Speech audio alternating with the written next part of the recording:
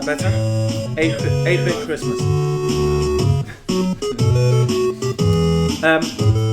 Right, okay, so we've got lots of swag to give away and a really good Christmas quiz. But before that, let's just I want to say thank you to all.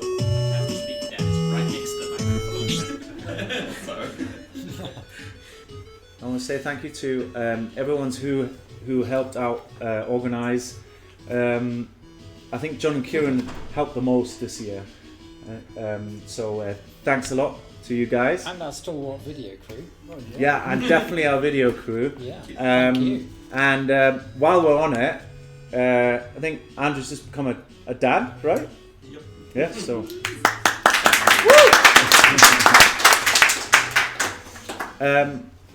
Yes. So, what's in the bag? So we've got a bit of Kaizen bits. John insisted that he wanted to do a Kaizen bits today.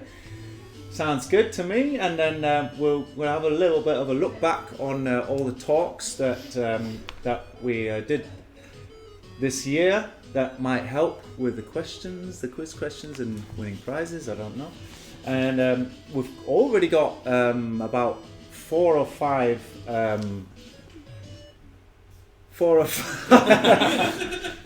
talks lined up for next year, so we're getting super organised, which feels good. Matt, Yeah? do we have lightning talks lined up for at the beginning of the year? We don't, because we've already got a January talk scheduled. January, March are full. We've got 2 talks in February. We've got 2 Awesome. talks in February, yeah. So I'm sure we can fit lightning talks in, but it won't be January. No, It's going to be April. I always get excited about lightning talks. Does anyone want to do a lightning talk this year? Anyone for lightning See, talks? that's the resounding. 5 to 15 minutes. This year or next year? Next year. You did say this year. Next year. Anyway, we'll talk about that more, and then we've got a bit of a celebrity interview with Kevin Smith, our freshly crowned MVP. Hail, Kevin. Yeah. And then we have the ever so popular Leeds Sharp quiz. We've got lots of questions, and we've got a bonus loyalty round for everyone who's attended. We've got a question for each talk, basically, this year, and that will determine who gets first dibs on the prizes and the t-shirts. What have we got? Well, we've got the Leeds Sharp t-shirt. Surely that's the best prize you can take away today. Then we've got the 4th edition of C# 8 and .NET Core 3. That should definitely be on your shelf. If you 3 haven't- editions of that really fast. Pardon? They went through 3 editions of that really fast. Well, presumably it's like, it was called C# 7 and .NET Core 2 maybe. Then we've got deep learning with C#, .NET and Kelp.NET. Anyone heard of Kelp.NET? No. But So can I win that one? I want that one. Yeah. I know you've got your eyes on that one. Then we've got some classics, the Pragmatic Programmer. Anyone hasn't Great book. had that yet? And another classic, the Mythical Man Month. And Code Complete. We've also got two full fat JetBrains licenses, whatever you want from JetBrains basically. And then the most exciting thing I think is how much to get a license for nCrunch. Yeah, I always look at nCrunch and think, that looks really cool, I want it. But then I look at the price and I'm like, oh, maybe not. So this is your chance to get nCrunch going on your box. Then I see Kevin's brought some MongoDB t-shirts in. Yeah, and then and the prime prize, we've got some Sennheiser Headphones.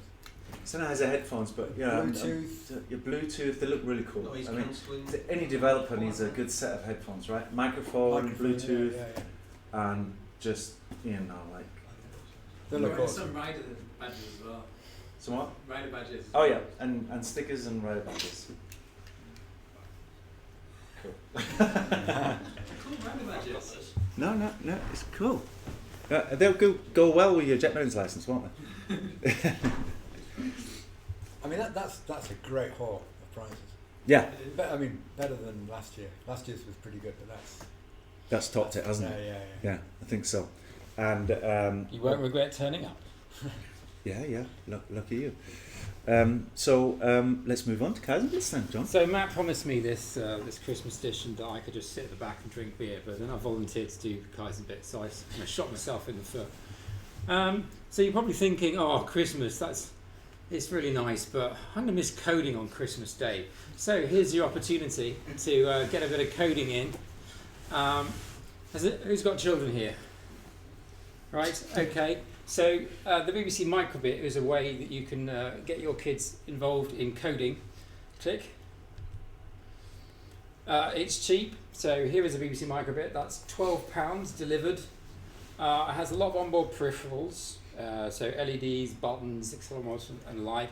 Very easy to program. Can be demonstrating a bit of that.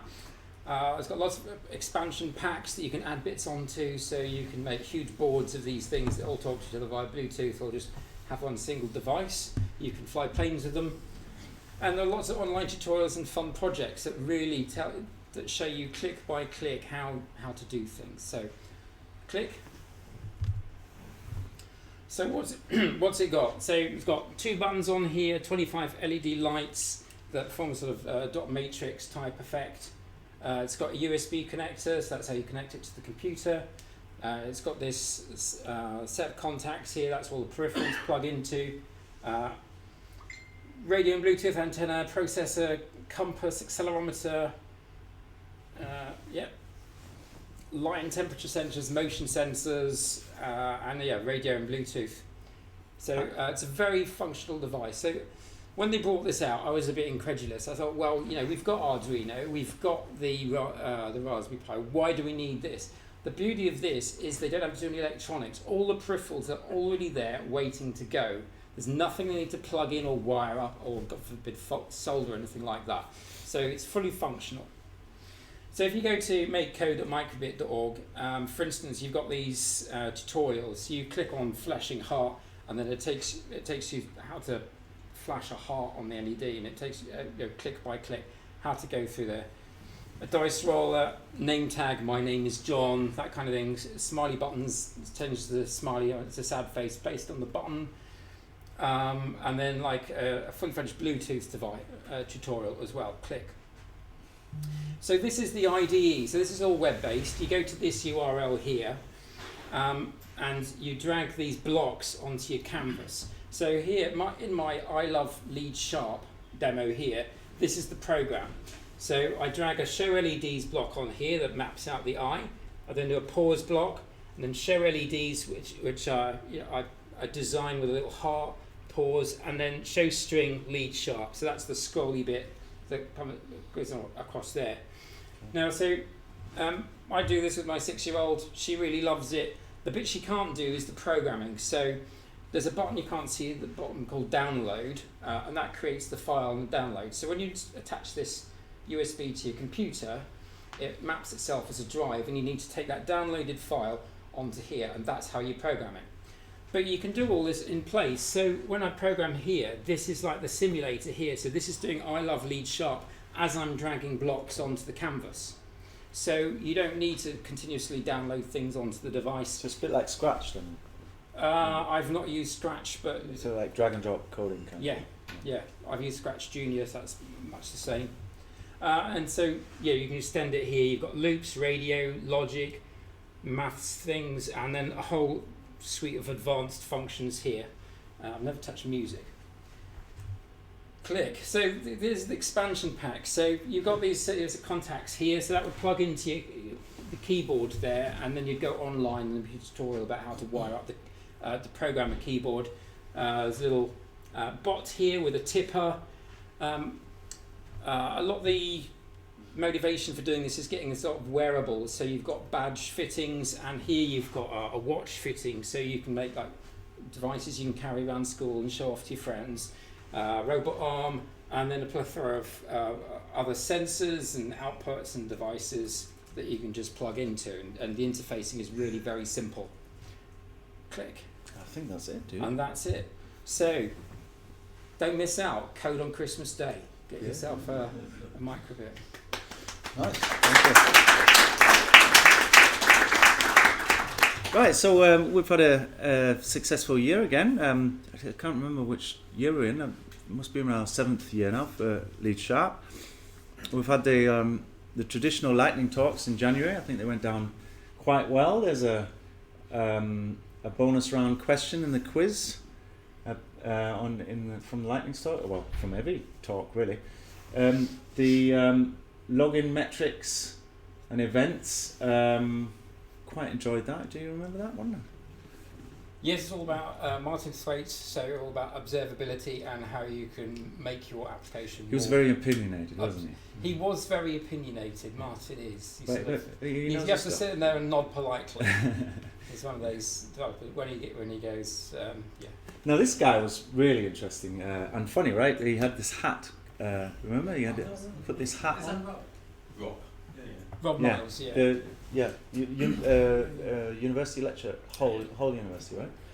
Retired, yeah. So now Rob does air quality IoT devices for Hull City, so he can watch what great clouds of air pollution wafting over Hull, and then you can go to the council and say, maybe you should be doing something about this. That's really cool to see. Yeah, so he's got all these devices in place across the city, sweeping data in and getting some nice visualizations online, which you can go and have a look at. Nice. Then we had the Leeds Digital Festival one. Awful. Oh, sorry, Matt, that was you, wasn't it? It was a bit too long. I didn't time the talk, so it went on for a little bit longer than I really liked about Matt's talk where I could just get my phone afterwards, go to the URL, and then get some AR of things. Yeah. It works. I was surprised. Yeah. I'm thinking this is really easy. Why are people not doing this more? Yeah. So AR in the browser is like a hot place to be in right now. It's not quite as ready as maybe Apple and Google's stuff is, but it's really it's been heavily invested. So it was quite interesting to talk about that. The Azure functions on container instances. I don't remember anything about that one. But I think I missed that one. Did anyone go to that one? Yeah, I did that one. Yeah. Was it? Did you go that? Yeah, so it's all about spinning up containers.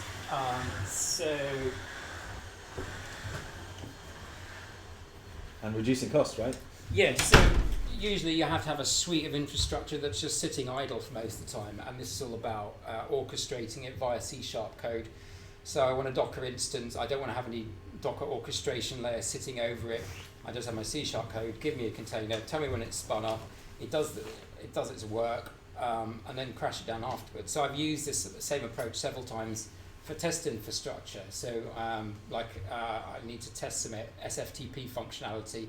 It spins up a container that has an endpoint that accepts SFTP. My test code uploads the files. I assert the files are there, and then I take the container down again. So it's all about temporal containers that you do stuff with. And there are thousands of containers you can use. So the world is your oyster. Cool. Now, then we had a talk from someone from Microsoft, right? Was it Mike James? Or?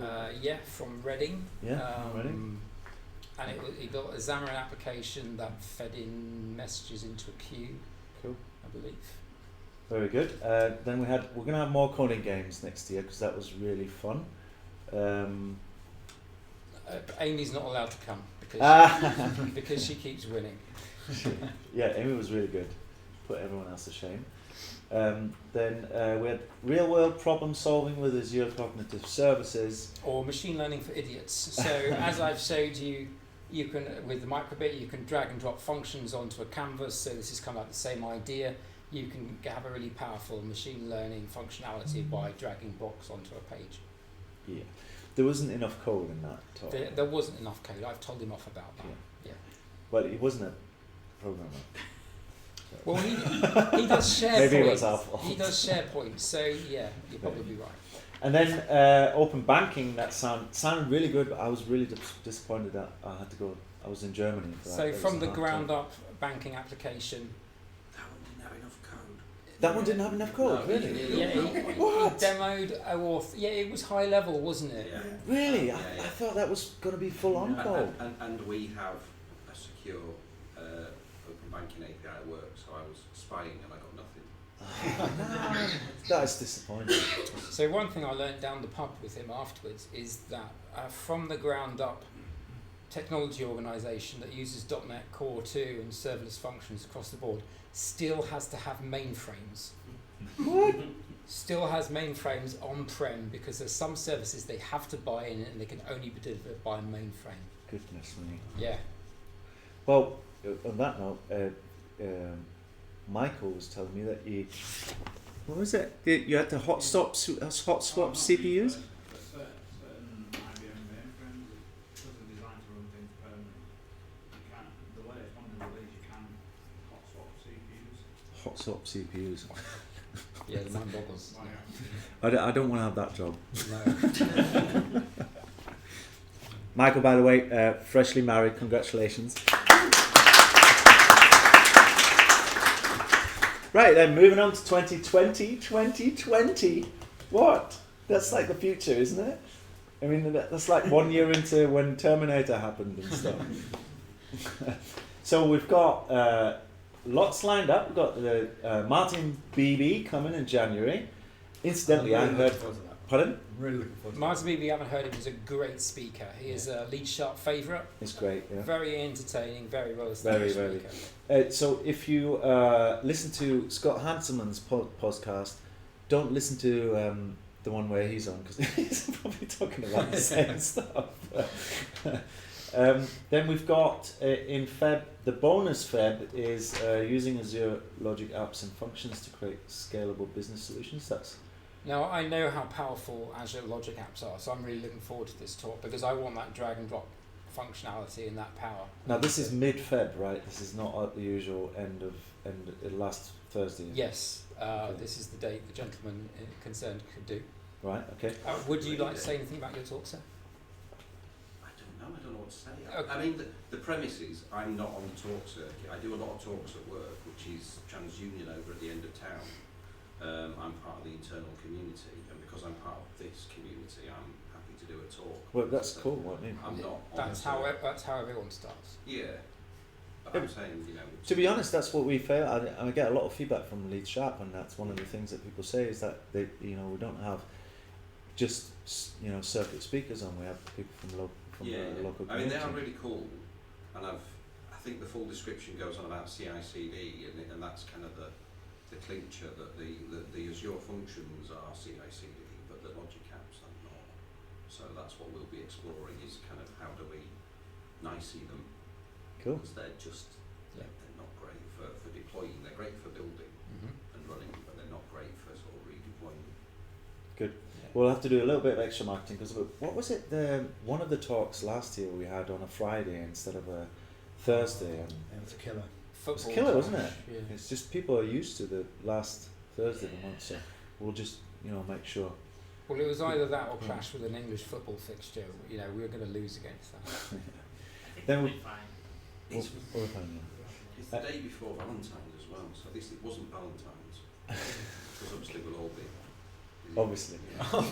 Spending too much money on flowers.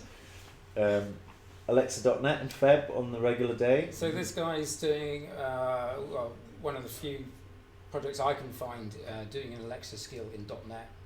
So he maintains an open source community to deliver that. So all that sort of bot in your house type stuff. That's, what do you call it? The widget that talks to you in the corner, Alexa. That kind of hardware platform. Very very current and very useful skills to know. Yeah, should be good.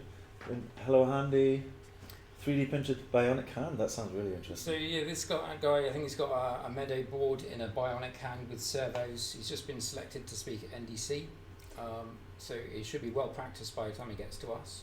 Cool, nice one. I'm trying to talk. I'm talking to Jordan Appleson. I don't know if you remember, he gave a talk at Leeds Sharp a couple of years ago. He used to work for Branded 3. and then went and started his own company called Hark Systems, which is like a hardware IoT company. He's doing really well. He got lots of support from Microsoft, and he's currently talking to a large retailer, working with them. Does some, I still don't quite understand what he does, but it's a gateway that sits on the edge of IoT stuff, and gathers information. That's all I know. But you know, there's a lot of demand there, and he's got a lot of support. So it's a great success story. So I'm hoping to cement that talk. And then we're obviously going to do another coding game, maybe 2 this next year. I just wanted to know if anyone had any requests. Yes, Pat, there was a lady who was due to speak this year gone to do with accessibility. Accessibility. It's a really interesting talk. I was just wondering if there was talk of rescheduling it. I'll nudge her again then. Yeah. Yeah, she cancelled the day before, so we were a bit stuffed there, really. Yeah. I don't know if anybody wants it, but I've spent the last 6 weeks writing games in monogaming.net. Yes. So if you want to do that, maybe. So it's always a slippery slope. You later start with one in talk. the year, sometime, maybe end of summer. Anyone else want anything covered by top speakers? No. We could try and get John Ski, because everyone else seems to be having John Ski. Really? Okay. Yeah, he's been to Nottingham and Sheffield. He did recently post a blog post saying about doing talks though, about he's not willing to travel anymore. Let's do remote ones. We'll just convince him that Leeds is next to Nottingham and we're done. We'll just pay him lots of money. Right then, we're moving on. So can I now welcome from our green room, Kevin Smith.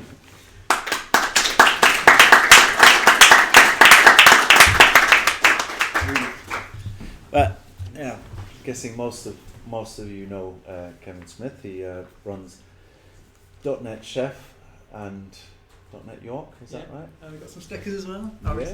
Stickers are the main thing.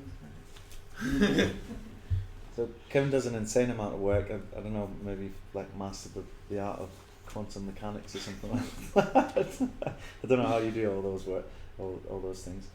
But anyway, let's start from the start. Where you from? So originally from Worksop, which is a little town. Mostly people know it for the heroin, not for the programming. But then I moved to Sheffield, went to university in Sheffield, and then moved to Nottingham, and then to York. So fairly recent up in York, about 2 years now. I've been to Leeds Sharp quite a few times when I was in Sheffield, and kind of all over the place anyway, before kind of moving. Cool. You currently work at Buybox, is it? Yeah. Yeah. So, do you want me to? Yeah. Yeah. So I've been working in 2 teams at Buybox. So you have 2 different teams, one a global team, one a UK team. Both of them do kind of similar products, which are kind of like you have a Bluetooth locker inside a bank of lockers, like the Amazon lockers. But they're not connected to the internet at all, and we have mobile phone apps to kind of negotiate with the lock to open and close the door. So that's primarily what we work on. We also do like UK delivery distributions as well and stuff like that. What do you use for the mobile apps? So the current team is in Xamarin. Right. The old team was in React Native and Cordova with React. Right. So yeah. Have you got much involvement in the Xamarin stuff? Or? Not that much. Done more of the Cordova and React stuff really. Have you done any dabbled in PWA? Not that much, no. Trying to stay away. But most of the Xamarin stuff I've done so far was just change some view models at the back end, what we reflect on views. Right. So it's nice and easy. Okay. Have you got any side projects? Yeah, loads. Far too many to mention. Tell me about the parkrun one then. Yes.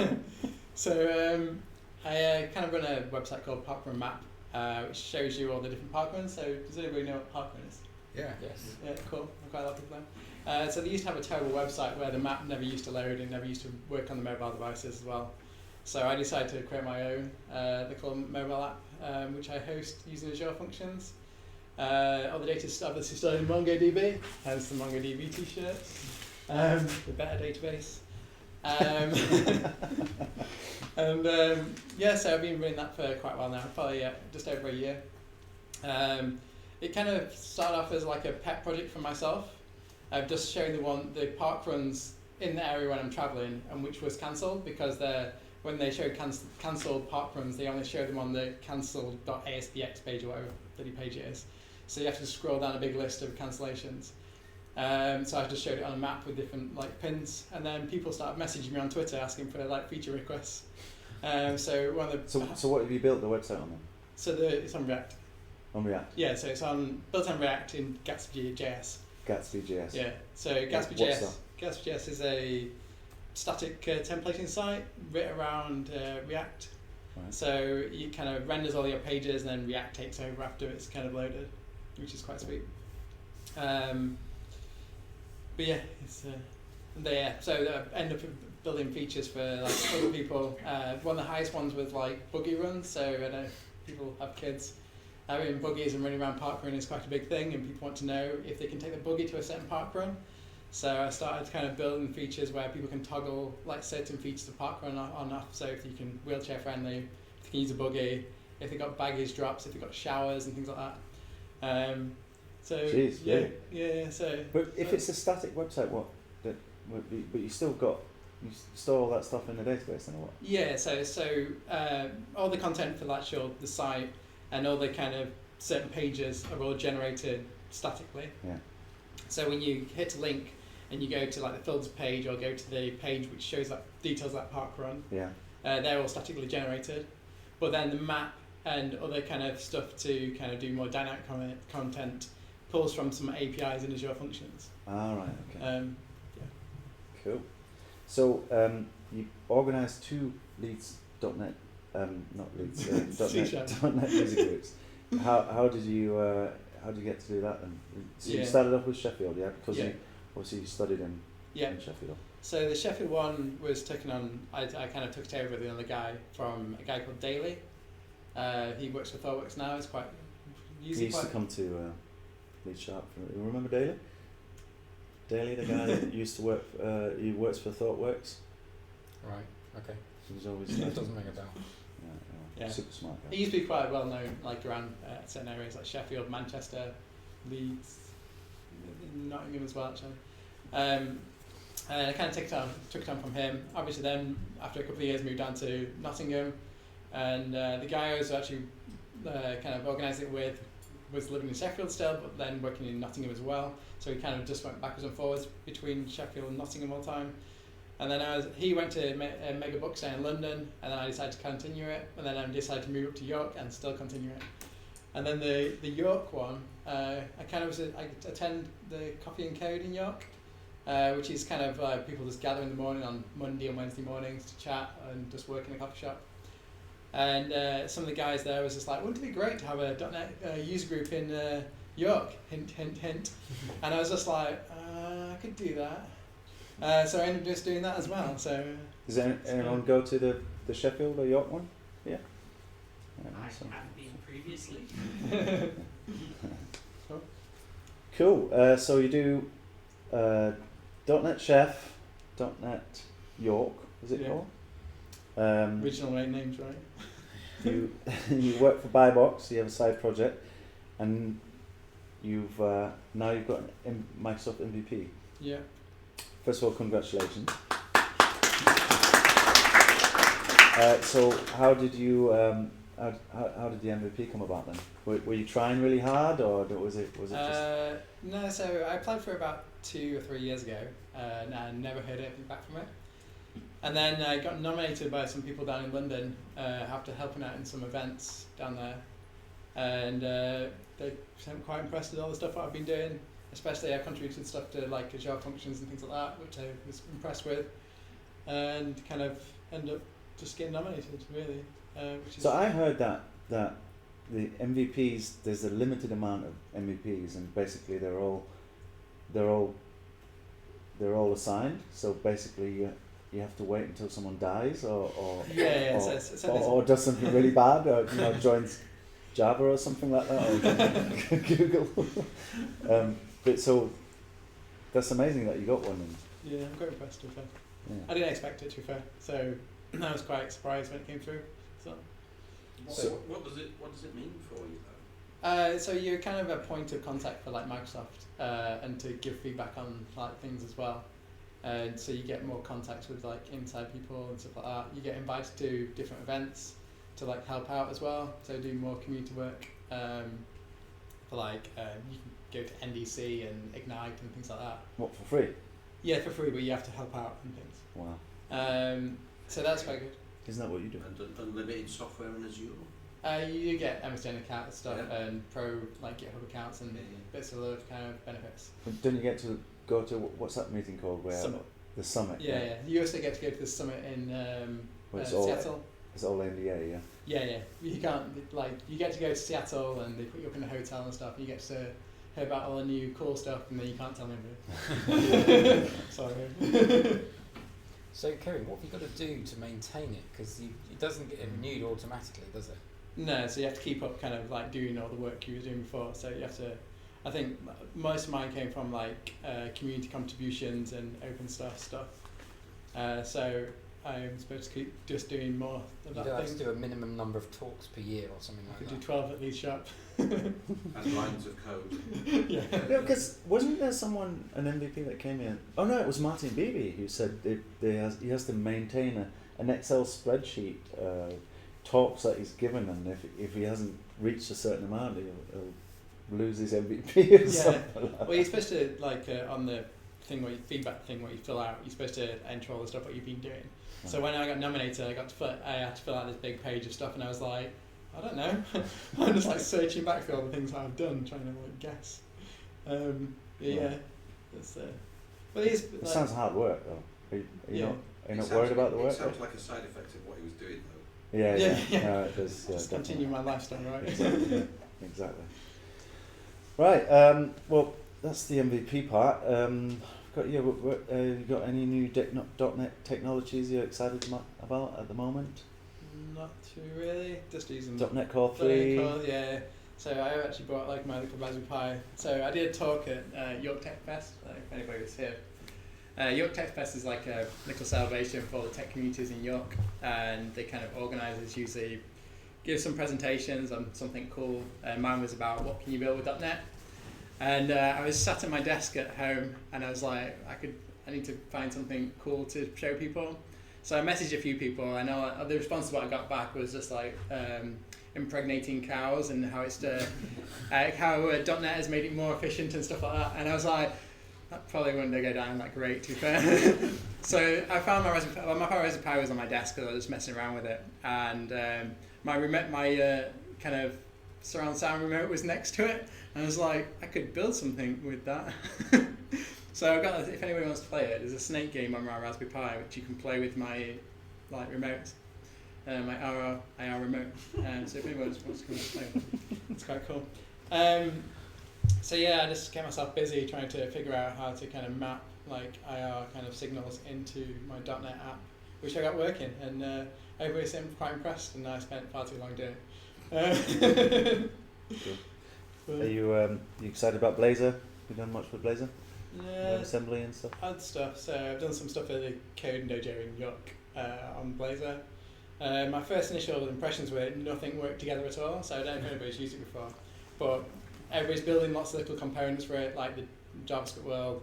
So you've got a component for like a pop-up and a component for like some toasts and things like that. And then if you try to install one, it won't be compatible with something else because that's not compatible with something else, and it was like a bit of a milestone when I was looking at it. But I think it's got better since they pulled it out of preview. So I know some people are putting production apps in it now. Cool. So that could be an exciting future for us all. So you're obviously into running. Do you run a lot then, or? Yeah, so I go running like 3 times a week, probably about 15k each, Wow. which is probably quite a lot. What's your time then for a 10k? 10k is about 44 minutes. I think I've done 10k. That's fast. That's fast. But Kieran and I were on as well. Yeah. I run about 5k in half an hour. To put it in perspective. Yeah, I did a half a marathon the other week, and just about an hour and 50 something minutes. So Cool. And you're into snowboarding as well? yep, and I'm going snowboarding in December. Where are you going? France. I can't remember where in France though. But it's going to be expensive because it's France, right? And it's just open. Well, it's just season's beginning, so France is one of them, like kind of more popular places to go when the start season. Cool. So I guess the final question is, were you doing so many things at once? I mean, running Leeds Sharps is like, too much sometimes. You're running two. You've got an MVP. You've got a side project. You've got a company that you're not allowed to talk about. How do you do it? How do you stay so productive? Is it caffeine, or is it sugar? Is it energy drinks? Or? Yeah, it's weird though, because I've started drinking coffee recently as well. So I don't drink any sugary drinks. Don't drink coffee anymore. Literally only drink tea, and still quite productive. I think it helps. I don't know if anybody notices, like if you're productive in the daytime, you seem to be quite productive at night time. As if you're not very productive in the daytime, you do nothing all night except for sleep and just laze around. Right? Whereas everybody sleeps and lays around at that time. I'm not sure if I'm like that. But I always feel like if I achieve something in the daytime, like if I achieve something by 12 o'clock, I usually achieve loads more by like 5 o'clock. And then by 5 o'clock I eat my tea, and then I go do something else. I seem really productive if I keep being more productive. So how long is your day then? When do you start, when do you finish? Right, probably like 8:30 and then finish 12 o'clock at night. Depending on what I'm doing, right? But then I tell you, like I think running helps quite a lot. So I go meet the running group at like 6:30, so that means I run to the running group at 6 o'clock. So I stop doing stuff and go do something else and have a little break. So I think it helps having breaks as well in between things instead of just kind of trying to do everything all at once. Mm. Also for things like, I suppose, other side tasks like open source projects and things like that, I have like a bunch of GitHub like issues which kind of I can coordinate and then go back to, and then things like that, which kind of helps. Cool. But I do kind of burn out sometimes, which is not good. Well, that's good to know. So that was going to be the next question. How do you prevent the burnout? So how long would you, when you do burn out, how long does that last? Not that long, only about a day. Yeah. So recently I ran .NET Chef. I did something on the Monday night, I think it was, I can't remember what it was. Run .NET Chef on the Tuesday night, it was hosting somebody. And then I travelled down to Nottingham, then ran a MongoDB workshop. And then came back to York, and then ran a tutorial in York on, I can't remember what it was, something else in York. And then by the end of that on Friday morning, I was just pretty much just like brain dead. I was like, oh my god, I'm so tired. You know, you're like head hurts, especially when you've been like travelling and you've got like a headache from travelling and kind of. I get there every day. Yeah. But then you just need a bit more sleep and you're fine and you catch up again, right? Yeah. So how are you finding the no caffeine? Because I gave up caffeine about 5 years ago, and it was really hard to begin with. But now I don't miss it. I don't need it. Yeah, I think the first week was a bit like hard work. I felt a lot more tired in the first week, and then after a week I was just fine. Yeah. I think I probably can step up later now. I don't drink caffeine. And I think it's because I don't drink till in the morning. So I used to drink quite a lot of caffeine in the morning until 12 o'clock, and then you just peak and then die, don't you? It's because you haven't got the drop off now. You're just cruising. Yeah. Well, cool. That was a nice little insight into the life of an MVP. Thank you very much.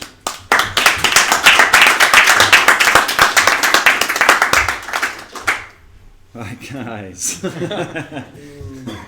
Now to the main part of our evening, the Leeds Sharp quiz. Now, to the most important part. We do this in teams, so we need to huddle together. Got a few tables. I don't know how we're going to do it. We're just going to group together, or do you need a table? Fruition up, please. We're not having you guys together. That's just too much. How big is the teams? There's pads at the back on the table.